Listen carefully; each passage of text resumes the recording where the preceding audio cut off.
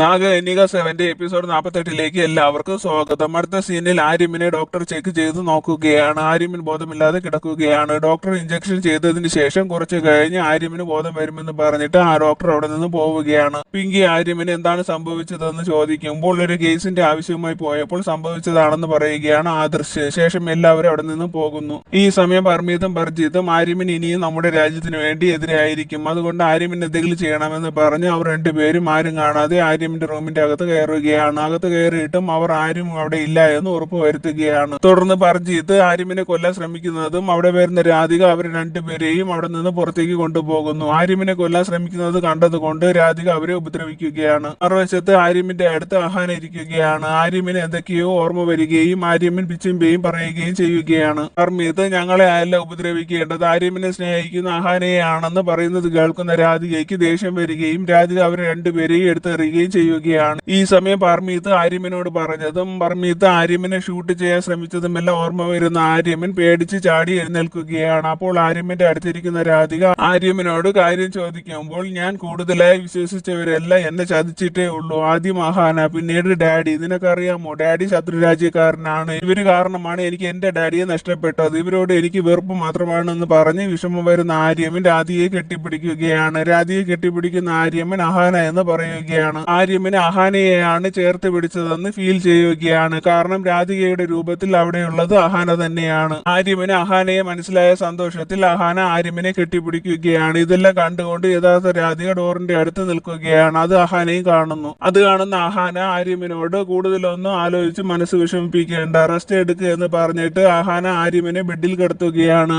ആര്യമിൻ ഉറങ്ങുന്നത് കാണുന്ന രാധികയായി അഹാന അവിടെ നിന്ന് പോകുന്നു. പുറത്തിറങ്ങുന്ന രാധിക അഹാനയായി മാറുന്നു. അഹാനയുടെ പുറകെ പോകുന്ന രാധിക അഹാനയെ പിടിച്ചുകൊണ്ട് പോയി ഒരു റൂമിന്റെ അകത്താക്കി ഡോർ ക്ലോസ് ചെയ്യുകയാണ്. എന്നിട്ട് രാധിക എന്റെ ഹസ്ബൻഡിന്റെ അടുത്ത് നിനക്ക് എന്താണ് കാര്യമെന്ന് ചോദിക്കുകയാണ്. ആര്യമിൻ എന്റെ ഹസ്ബൻഡ് ആണ്, എന്നെ ആര്യമിൻ ഡിവോഴ്സ് ചെയ്തിട്ടില്ല, ചേച്ചിയാണ് ആര്യമിന്റെ രണ്ടാമത്തെ ഭാര്യ എന്നൊക്കെ പറയുകയാണ്. അത് കേൾക്കുന്ന രാധിക ആര്യമിന്റെ അടുത്ത് പോകാൻ പോലും നിനക്ക് എന്റെ രൂപത്തിൽ വരേണ്ടി വന്നത് അതുകൊണ്ടല്ലേ? ആര്യമിന്റെ ആദ്യ പ്രണയം ഞാനായിരുന്നു, അതുകൊണ്ടാണ് അവസാനം ആര്യമിൻ എന്റെ അടുത്ത് തന്നെ വന്നത്. ആര്യമിൻ എന്റേത് മാത്രമാണ് എന്നൊക്കെ പറയുകയാണ് രാധിക. അതെല്ലാം സ്വപ്നത്തിൽ കണ്ടതായിരിക്കുമെന്ന് പറയുകയാണ് അഹാന. അത് കേട്ട് രാധികയ്ക്ക് ദേഷ്യം വരികയാണ്. ദേഷ്യം വരുന്ന രാധിക അഹാനയെ അറ്റാക്ക് ചെയ്യാൻ ശ്രമിക്കുമ്പോൾ രാധികയുടെ ഓരോ ശ്രമത്തിലും അഹാന ഒഴിഞ്ഞു മാറുകയാണ്. അവസാനം അനന്തയായി മാറുന്ന അഹാന ഈ ജന്മത്തിലല്ല 7 ജന്മത്തിൽ ആര്യമൻ എന്റേത് മാത്രമായിരിക്കുമെന്ന് അലറി വിളിച്ചുകൊണ്ട് പറയുകയാണ് അഹാന. അത് കേട്ട് ദേഷ്യത്തോടെ നിൽക്കുകയാണ് രാധിക. ഈ സമയം ആര്യമൻ പോകുന്ന വഴി അവരുടെ ഫാമിലി ഫോട്ടോ ചുവരിലിരിക്കുന്നത് കാണുന്ന ആര്യമൻ ആ ഫോട്ടോയിൽ നോക്കിയിട്ട് ഞാൻ ഏത് ഫാമിലിയെയാണോ ജീവന് തുല്യം സ്നേഹിച്ചത് അവർ ഇത്രയും കാലം മുഖത്ത് സ്നേഹത്തിന്റെ മാസ്ക് വെച്ചിരിക്കുകയായിരുന്നു, അതുകൊണ്ടാണ് എനിക്ക് അവരെ കുറിച്ച് അറിയാൻ കഴിയാതെ പോയതെന്ന് പറഞ്ഞ് വിഷമിച്ച് നിൽക്കുകയാണ് ആര്യമൻ. അപ്പോൾ ആര്യമന്റെ ഫോണിൽ ആരോ വിളിക്കുകയാണ്. അയാളോട് ആര്യമൻ സൂരി ഹൗസിലേക്ക് വരാൻ പറയുകയാണ്. ഈ സമയം അഹാനയും രാധികയും തമ്മിൽ അങ്ങോട്ടും ഇങ്ങോട്ടും പിടിവലി കൂടുകയാണ്. ആര്യമൻ എന്റേതാണെന്ന് പറഞ്ഞാണ് രണ്ടുപേരും അടികൂടുന്നത്. രണ്ടുപേരും തോറ്റു കൊടുക്കാനും ആര്യമനെ വിട്ടുകൊടുക്കാനും കഴിയാതെ വാശിയിൽ നിൽക്കുകയാണ്. ഈ സമയം ആ റൂമിന്റെ അടുത്തുകൂടി പോകുന്ന ആര്യമൻ റൂമിൽ നിന്ന് സൗണ്ട് കേട്ട് ആ റൂമിലേക്ക് പോവുകയാണ്. അവർ തമ്മിൽ അടികൂടുന്നത് കാണുന്ന ആര്യമൻ സ്റ്റോപ്പ് ചെയ്യാൻ പറയുകയാണ്. അത് കേട്ട് ദേഷ്യത്തോടെ നിൽക്കുകയാണ് രണ്ടുപേരും. ആര്യമൻ നിങ്ങളുടെ ഇടയിൽ എന്താണ് പ്രോബ്ലം എന്ന് ചോദിക്കുകയാണ്. അത് കേൾക്കുന്ന രാധിക ദേഷ്യത്തോടെ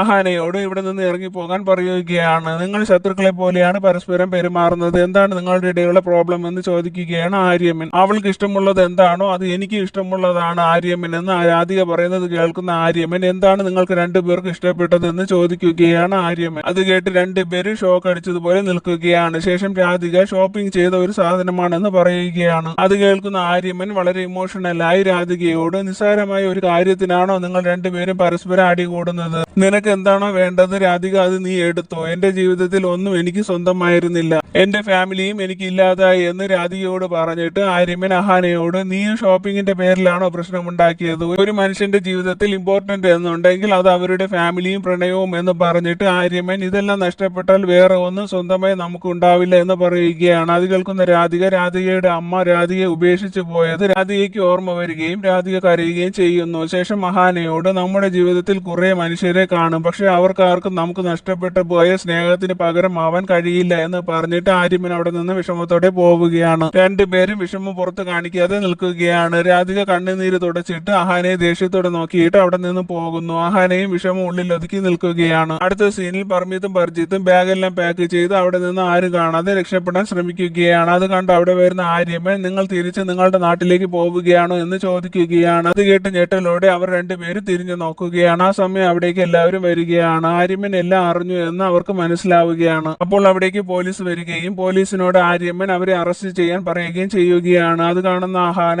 ആര്യമ്മൻ ഇവരെ ജയിലിലാക്കി കാണും, പക്ഷേ യഥാർത്ഥ ശിക്ഷ ഞാൻ കൊടുക്കുമെന്ന് മനസ്സിൽ പറഞ്ഞു നിൽക്കുകയാണ് അഹാന. ഈ സമയം പർമീതും പർജിത്തും ഓടി രക്ഷപ്പെടാൻ ശ്രമിക്കുമെങ്കിലും പോലീസ് അവരെ പിടികൂടുകയാണ്. അവർ രണ്ടുപേരും രാധികയോട് ഞങ്ങളെ രക്ഷപ്പെടുത്താൻ പറയുകയാണ്. രാധിക ഒന്നും അറിയാത്ത മട്ടിൽ തിരിഞ്ഞു നിൽക്കുകയാണ്. പോലീസ് ആര്യമ്മനോട് ഇനി വേറെ ആരെങ്കിലും ഉണ്ടോ എന്ന് ചോദിക്കുമ്പോൾ ഇനി വേറെ ആരുമില്ല എന്ന് പറഞ്ഞ് ആര്യമ്മൻ ബാക്കിയുള്ളവരെ ആരൊക്കെയാണെന്ന് അവരുമായുള്ള ആര്യമ്മന്റെ ബന്ധവും പറയുകയാണ്. അഹാന എക്സ് വൈഫ് ആണെന്നും രാധിക പ്രസന്റ് വൈഫ് ആണെന്നും പറയുകയാണ്. ശേഷം ആര്യമ്മൻ പർമീത്തിനോട് ആര്യമ്മൻ അവരെ കുറിച്ചുള്ള എല്ലാ സത്യങ്ങളും അറിഞ്ഞു എന്നും എന്നെ അഡോപ്റ്റ് ചെയ്തതിന്റെ പുറകിൽ എന്തെങ്കിലും പ്ലാൻ ഉണ്ടായിരുന്നു എന്ന് ചോദിക്കുകയാണ്. അത് കേൾക്കുന്ന പർമീത്ത് നിന്റെ അച്ഛൻ ഞങ്ങളുടെ ശത്രുവായിരുന്നു എന്ന് പറഞ്ഞിട്ട് പർമീത്ത് ആര്യമ്മന്റെ അച്ഛനെ എങ്ങനെയാണ് കൊന്നതെന്ന് പറയുകയാണ്. അത് കേട്ട് ദേഷ്യം വരുന്ന ആര്യമ്മൻ പർമീത്തിനെ ഉപദ്രവിക്കാൻ ശ്രമിക്കുമ്പോൾ പോലീസ് ആര്യമ്മനെ പിടിച്ചു മാറ്റുകയാണ്. അതെല്ലാം കാണുന്ന അവർ രണ്ടുപേരും സന്തോഷത്തോടെ നിൽക്കുകയാണ്. പർമീത്ത് ആര്യമ്മനോട് നിന്നെ ഞാൻ ഒരിക്കലും ഒരു മകനായി സ്വീകരിച്ചിട്ടില്ല, നീ നമ്മുടെ രാജ്യത്തിന്റെ ശത്രുവിന്റെ മകനായതുകൊണ്ട് നിനക്ക് വേണ്ടി ഞാൻ ഒരിക്കലും വിഷമിച്ചിട്ടില്ല എന്നൊക്കെ ദേഷ്യത്തോടെ പറയുകയാണ് പർമീത്ത്. ഇവർ ഇവിടെ കൂടുതൽ നേരം നിന്നാൽ പ്രശ്നമാകുമെന്ന് മനസ്സിലാക്കുന്ന രാധിക ഇത്രയും കാലം ഞങ്ങളെ ചതിച്ച് ഞങ്ങളുടെ കൂടെ നിന്ന് ഞങ്ങളുടെ രാജ്യത്തെ നശിപ്പിക്കാൻ ശ്രമിച്ചവരാണ് ഇവർ, പെട്ടെന്ന് തന്നെ ഇവിടെ നിന്ന് കൊണ്ടുപോകണം, എന്നിട്ട് ഏറ്റവും വലിയ ശിക്ഷ തന്നെ വാങ്ങിച്ചു കൊടുക്കണമെന്ന് പോലീസിനോട് പറയുകയാണ് രാധിക. അപ്പോൾ പോലീസ് അവരെ അവിടെ നിന്ന് കൊണ്ടുപോകുമ്പോൾ അവർ രണ്ടുപേരും രാധികയുടെ പേര് പറഞ്ഞാണ് പോകുന്നത്. അതെല്ലാം കണ്ട് ആര്യമ്മൻ വിഷമിച്ച് നിൽക്കുകയാണ്. അത് കാണുന്ന അഹാന ആര്യമ്മനെ സമാധാനിപ്പിക്കാൻ വേണ്ടി ആര്യമ്മന്റെ അടുത്ത് പോകുമ്പോൾ അവിടെ രാധിക വരുന്നു. രാധിക ആര്യമ്മനെ ചേർത്ത് നിർത്തി സമാധാനിപ്പിക്കുകയാണ്. അത് കാണുന്ന അഹാന വിഷമിച്ച് അവിടെ നിന്ന് പോകുന്നു. ശേഷം ആര്യമ്മനും അവിടെ നിന്ന് പോകുന്നു. റൂമിൽ പോകുന്ന ആര്യമ്മൻ ഡാഡിയുടെ ഫോട്ടോ എടുത്ത് നോക്കുകയാണ്. ഫോട്ടോയിൽ നോക്കി ആര്യമ്മന് പഴയതെല്ലാം ഓർമ്മ വരികയാണ്.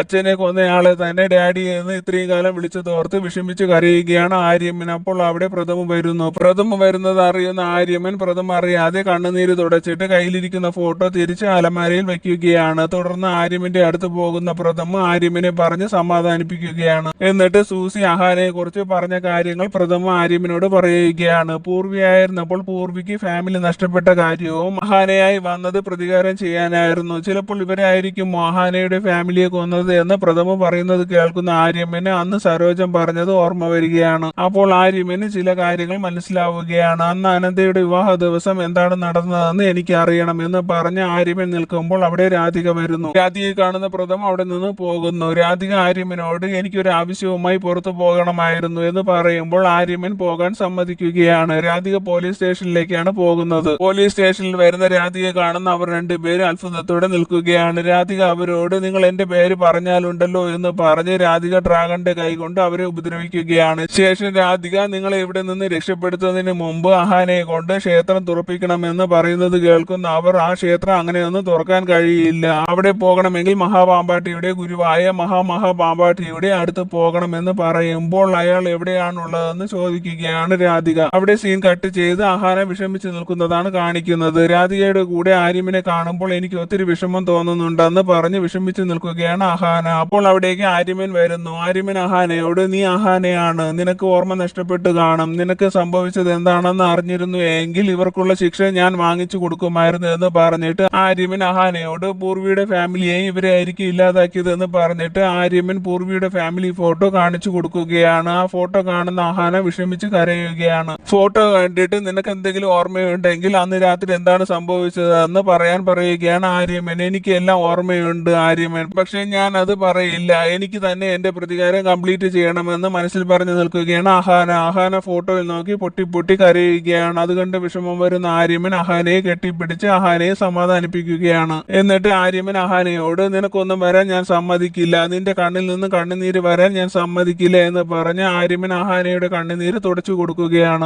എന്നിട്ട് അഹാനയോട് നിന്റെ ഫാമിലി ഇല്ലാതാക്കിയവരെ ഞാൻ ഒരിക്കലും വെറുതെ വിടില്ല, അവർക്കുള്ള ശിക്ഷ ഞാൻ വാങ്ങിക്കൊടുക്കുമെന്ന് പറഞ്ഞ് ആര്യമ്മൻ അഹാനയെ കെട്ടിപ്പിടിക്കുകയാണ്. എന്നിട്ട് ആര്യമ്മൻ അഹാനയോട് പൂർവിയായ നീ പ്രതികാരം ചെയ്യാൻ വേണ്ടി തിരിച്ചു വന്നതിൽ ഒരു തെറ്റുമില്ല, പക്ഷേ അവർ എന്തിനാണ് നിങ്ങളുടെ ഫാമിലിയെ ഇല്ലാതാക്കിയത്, നിന്നെ ഒന്നും ചെയ്യാത്തത് എന്താണ് എന്ന് ആര്യമ്മൻ ചോദിക്കുന്നത് കേൾക്കുന്ന അഹാന ആര്യമ്മനോട് എനിക്ക് കുറച്ചു നേരം ഒറ്റയ്ക്ക് ഇരിക്കണം, ആര്യമ്മന്റെ വൈഫ് നമ്മളെ രണ്ടുപേരെയും ഒരുമിച്ച് കണ്ടാൽ പ്രശ്നമാകുമെന്ന് പറഞ്ഞ് അഹാന വിഷമിച്ച് നിൽക്കുന്നത് കാണുന്ന ആര്യമ്മൻ അഹാനയുടെ വിഷമം മനസ്സിലാക്കി അവിടെ നിന്ന് പോവുകയാണ്. അഹാന വിഷമിച്ച് കരയുകയാണ്. മറുവശത്ത് രാധിക മഹാപാമ്പാട്ടിയെ അന്വേഷിച്ച് ഡ്രാഗണായി മാറി പറന്നു പോവുകയാണ്. അടുത്ത സീനിൽ അഹാനയുടെ വിഷമം സരോജത്തിനോട് പറയുകയാണ്. ആ സമയം അവിടെ വരുന്ന നിഷ അത് കേൾക്കുകയും നിഷ അഹാന പറയുന്നത് റെക്കോർഡ് ചെയ്യുകയും ചെയ്യുന്നു. അഹാന സരോജത്തിനോട് അഹാനയ്ക്ക് ഓർമ്മ തിരിച്ചു കിട്ടിയ കാര്യം ആര്യമൻ അറിയാൻ പാടില്ല. അഥവാ അറിഞ്ഞാലും ആര്യമിന്റെ കൂടെ ജീവിക്കാൻ എനിക്ക് കഴിയില്ല. ആര്യമിന്റെ ഫാമിലിയോട് ഞാൻ ചെയ്തത് ആര്യമൻ ഒരിക്കലും എന്നോട് ക്ഷമിക്കില്ല എന്നൊക്കെ പറയുകയാണ്. അതെല്ലാം കേൾക്കുന്ന നിഷ ആര്യമിനെ അറിയിക്കണമെന്ന് പറഞ്ഞിട്ട് അവിടെ നിന്ന് പോകുന്നു. തുടർന്ന് അഹാന സരോജത്തിനോട് ആര്യമിനെ എനിക്ക് ഒരിക്കലും മറക്കാൻ കഴിയില്ല, വേറൊരു വിവാഹം കഴിക്കാനും കഴിയില്ല. എത്രയും പെട്ടെന്ന് നാഗമണിക്ക് കണ്ടുപിടിച്ച് എന്റെ ശക്തികളെല്ലാം നാഗറാണിക്ക് കൊടുക്കണം. ആ നാഗറാണി ആരാണോ അവൾ ആദിത്യ വിവാഹം കഴിച്ച് നമ്മുടെ കുലത്തിലുള്ള ശാപത്തിൽ നിന്ന് മുക്തി നേടിത്തരും. ശേഷിച്ച എന്റെ ജീവിതം നാഗമാണിക്യത്തിന്റെയും രാജ്യത്തിന്റെ സുരക്ഷയും മാത്രമായിരിക്കുമെന്ന് പറയുകയാണ്. ഇതെല്ലാം സംഭവിക്കാൻ നാഗമണിക്ക് കണ്ടുപിടിക്കണം. നാഗമണിക്ക് ഇപ്പോൾ എവിടെയായിരിക്കുമെന്ന് ആദർശ് ചോദിക്കുമ്പോൾ രാധികയുടെ ശ്രദ്ധ മാറ്റി നാഗമണിക്ക് കണ്ടുപിടിക്കണമെന്ന് പറയുകയാണ് അഹാന. അത് കേട്ട് അവിടെ വരുന്ന മുത്തശ്ശി അഹാനയോട് നിനക്ക് നാഗമണിക്ക് കണ്ടുപിടിക്കേണ്ടി വരില്ല എന്ന് മുത്തശ്ശി പറയുന്നത് കേട്ട് എല്ലാവരും അത്ഭുതത്തോടെ നിൽക്കുകയാണ്. മറുവശത്ത് രാധിക പാമ്പാട്ടിയുടെ സ്ഥലത്ത് വരികയാണ്. അവിടെയുള്ള പാമ്പാട്ടിയുടെ ശിഷ്യന്മാർ ഡ്രാഗണിനെ കണ്ട് മകുടി ഊതുകയാണ്. അതെല്ലാം കണ്ട് ദേഷ്യം വരുന്ന ഡ്രാഗൺ അവരെ അറ്റാക്ക് ചെയ്യുകയാണ്. അപ്പോൾ അവിടേക്ക് മകുടി ഊതിക്കൊണ്ട് മഹാ പാമ്പാട്ടി വരികയാണ്. ഡ്രാഗൺ അയാളെയും ഉപദ്രവിക്കാൻ ശ്രമിക്കുകയാണ്. കാര്യം മനസ്സിലാക്കുന്ന അയാൾ ഡ്രാഗണോട് നീ വന്നത് എന്തിനാണെന്ന് ചോദിക്കുകയാണ്. അത് കേൾക്കുന്ന ഡ്രാഗൺ രാധികയായി മാറുന്നു. രാധിക അയാളോട് നിങ്ങളുടെയും എന്റെയും ശത്രുവായ അനന്തകുലത്തിലെ നാഗറാണി അനന്തയെ തോൽപ്പിക്കണം. അവളുടെ കയ്യിലുണ്ടായിരുന്ന നാഗമണിക്ക് എന്റെ കയ്യിലുണ്ടെന്ന് പറയുകയാണ് രാധിക. അത് കേൾക്കുന്ന അയാൾ അടുത്ത 48 മണിക്കൂറിനകം നാഗമാണിക്യം മഹാദേവന്റെ കയ്യിലായിരിക്കുമെന്ന് രാധികയോട് പറയുന്ന കഥ മുത്തശ്ശി അഹാനയോടും പറയുകയാണ്. അടുത്ത 48 മണിക്കൂറിന് ശേഷം വരുന്ന ബ്ലൂ മൂൺ ഇത് 10,000 വർഷത്തിൽ ഒരിക്കൽ വരുന്ന പ്രത്യേക ചന്ദ്രനാണ്. ആ ദിവസം നാഗമാണിക്യം ആരുടെ കയ്യിലാണെങ്കിലും അത് മഹാദേവന്റെ കയ്യിൽ തിരിച്ചെത്തും. ആരാണോ ഭഗവാന്റെ കയ്യിൽ നിന്നും വരദാനം നേടിയെടുക്കുന്നത് ആ ആളിനായിരിക്കും നാഗമാണിക്യം സ്വന്തമാകുന്നത് എന്ന് പറയുന്നത് കേൾക്കുന്ന രാധിക മഹാദേവനിൽ നിന്ന് വരദാനം നേടിയെടുക്കുമെന്നും ശേഷം എല്ലാ ഡ്രാഗണിനെയും തിരിച്ചു കൊണ്ടുവരുമെന്നും പറയുകയാണ്. മറുവശത്ത് മുത്തശ്ശി അഹാനയോട് രാധികയും തപസ് പൂർത്തിയാക്കാൻ ശ്രമിക്കും. ഇതെല്ലാം ഗുപ്തക്ഷേത്രത്തിൽ വെച്ചാണ് നടത്തേണ്ടത്. ബ്ലൂ മൂണിന്റെ ദിവസം എല്ലാ നാഗങ്ങൾക്കും ഡ്രാഗണും ഈ ക്ഷേത്രത്തിന്റെ അകത്ത് കയറാൻ കഴിയും. നീ വരദാനം നേടിയാൽ മാത്രമേ നിനക്ക് നാഗമാണിക്യം കിട്ടുകയുള്ളൂ. അന്നത്തെ രാത്രിക്ക് ഒത്തിരി പ്രത്യേകതകളുണ്ട് എന്നൊക്കെ പറയുകയാണ് മുത്തശ്ശി. മറുവശത്ത് രാധികയോട് ആ രാത്രിയിൽ എല്ലാ നാഗങ്ങൾക്കുള്ള ശക്തികൾ ഇരട്ടിയാകുമെന്ന് പറയുകയാണ്. അഹാനയെ തോൽപ്പിക്കാൻ എന്തെങ്കിലും വഴിയുണ്ടോ എന്ന് രാധിക ചോദിക്കുമ്പോൾ അനന്തയെ തോൽപ്പിക്കാൻ ആർക്കും കഴിയില്ല, പക്ഷെ ഒരു ശാപം കിട്ടിയ നാഗമുണ്ട്.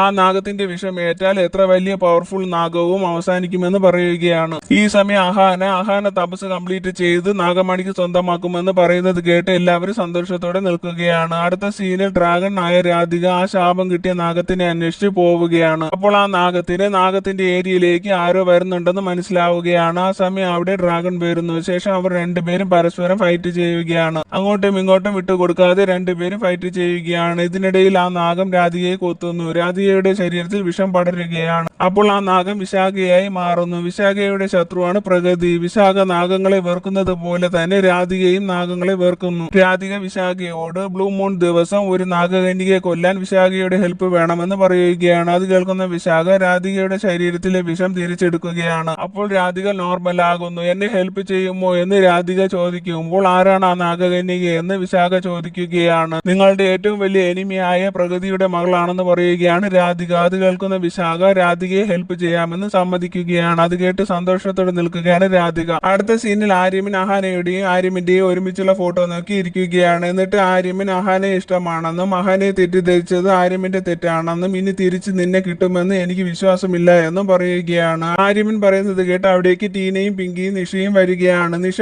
ആര്യമനോട് അഹാന ഏട്ടത്തി ഇപ്പോഴും ചേട്ടനെ സ്നേഹിക്കുകയാണ് എന്ന് പറഞ്ഞിട്ട് നിഷ എടുത്ത വീഡിയോ ആര്യമനെ കാണിച്ചു കൊടുക്കുകയാണ്. ആ വീഡിയോയിൽ അഹാന പറയുന്നത് കേൾക്കുന്ന ആര്യമൻ വിശ്വസിക്കാൻ കഴിയാതെ നിൽക്കുകയാണ്. ടീന ആര്യമനോട് അഹാന ആദിത്യ വിവാഹം കഴിച്ചിട്ടില്ല എന്നും അതെല്ലാം നാടകമായിരുന്നു എന്നും പറയുകയാണ്. അത് കേട്ട് സന്തോഷം തോന്നുന്ന ആര്യമൻ 3 പേരെയും സന്തോഷം കൊണ്ട് കെട്ടിപ്പിടിക്കുകയാണ്. എന്നിട്ട് അഹാനയെ വിളിച്ചുകൊണ്ട് വരാമെന്ന് പറഞ്ഞിട്ട് ആര്യമൻ അവിടെ നിന്ന് പോകുന്നു. ആര്യമൻ സന്തോഷത്തോടെ പോകുന്നത് കാണുന്ന അവർ 3 പേര് സന്തോഷത്തോടെ നിൽക്കുകയാണ്. മറുവശത്ത് എല്ലാവരും ഗുപ്തക്ഷേത്രം കാണാൻ നിൽക്കുകയാണ്. അവിടെ രാധികയും എരുളും അഹാനയും ആദർശും ഫാമിലിയും ഫാണിയും പ്രഥമും നിൽക്കുകയാണ്. രാധികയ്ക്ക് മഹാദേവന്റെ വരദാനം കിട്ടുമെന്ന് പറഞ്ഞു നിൽക്കുകയാണ്. അഹാന മഹാദേവൻ സത്യത്തിന്റെ കൂടെ ആയിരിക്കുമെന്ന് പറഞ്ഞു നിൽക്കുകയാണ്. ആ സമയം ഗുപ്ത ക്ഷേത്രം എല്ലാവർക്കും കാണാൻ കഴിയുകയാണ്. അത് കാണുന്ന ഫാണി ഇന്നത്തെ ദിവസം ഒത്തിരി പ്രത്യേകതകളുണ്ട്. ഇന്ന് തീരുമാനമെടുക്കുന്ന ദിവസമാണ്. 10,000 വർഷത്തിൽ ഒരിക്കൽ വരുന്ന ബ്ലൂ മൂൺ ആണ് ഇന്ന്. ആരാണ് ഇനി 10,000 വർഷം നാഗമണിക്ക് സൂക്ഷിക്കേണ്ടതെന്ന് മഹാദേവൻ ഇന്ന് രാത്രി തീരുമാനിക്കും. മഹാദേവനെ ഭൂമിയിലേക്ക് ക്ഷണിക്കാൻ 3 സ്റ്റെപ്പ് ഉണ്ട്. തപസ്, താണ്ഡവം, പിന്നെ ത്യാഗം. നിങ്ങൾ രണ്ടുപേരും ഈ സ്റ്റെപ്പ് എല്ലാം മറികടന്ന് വേണം മഹാദേവന്റെ വരദാനം നേടിയെടുക്കാൻ. ആദ്യത്തെ 12 മണിക്കൂർ ഒരു തടസ്സവുമില്ലാതെ തപസ് പൂർത്തിയാക്കണം. ആരെങ്കിലും തപസ് മുടക്കിയാൽ അവർക്ക് പോയിന്റ് കുറയും. രണ്ടുപേരും തപസ് പൂർത്തിയാക്കിയില്ല എങ്കിൽ രണ്ടാമത്തെ സ്റ്റെപ്പായ താണ്ഡവം ചെയ്യണം. നിങ്ങൾ രണ്ടുപേരും താണ്ഡവം ചെയ്ത് മഹാദേവനെ സന്തോഷിപ്പിക്കണം. അവിടെയും തീരുമാനമെടുക്കാൻ കഴിയാത്ത സിറ്റുവേഷൻ വന്നാൽ അവസാനത്തെ സ്റ്റെപ്പായ ത്യാഗം ചെയ്യേണ്ടി വരും. അതിനുശേഷം നാഗവംശമാണോ ഡ്രാഗൺ വംശമാണോ അടുത്ത ഭൂമിയിൽ ജീവിക്കേണ്ടതെന്ന് മഹാദേവൻ തീരുമാനിക്കുമെന്ന് പറയുകയാണ്. അത് കേൾക്കുന്ന രാധിക ഭരിക്കുമെന്നും അഹാന ആര് ഭരിക്കുമെന്ന് ഇന്ന് രാത്രി അറിയാമെന്നും പറയുകയാണ്. ഇന്നത്തെ രാത്രി ഞാൻ എന്താണ് ചെയ്യാൻ പോകുന്നതെന്ന് ആർക്കും ചിന്തിക്കാൻ പോലും കഴിയില്ല എന്ന് മനസ്സിൽ പറഞ്ഞിരിക്കുകയാണ് ഏരുള്. ശേഷം മുത്തശ്ശി ശംഖ് ഊതുകയാണ്. അപ്പോൾ ക്ഷേത്രത്തിലെ ഡോർ തുറക്കുകയാണ്. അത് കാണുന്ന മുത്തശ്ശി രാധികയോടും അഹാനയോടും ക്ഷേത്രത്തിന്റെ അകത്തേക്ക് കയറി തപസ് സ്റ്റാർട്ട് ചെയ്യാൻ പറയുകയാണ്. തപസ്സിൽ ആരായിരിക്കും വിജയിക്കുന്നതെന്ന് അറിയാൻ അടുത്ത ആഴ്ച വരെ കാത്തിരിക്കണേ. അടുത്ത ആഴ്ച ക്ലൈമാക്സ് ഉണ്ടാവും. Thank you.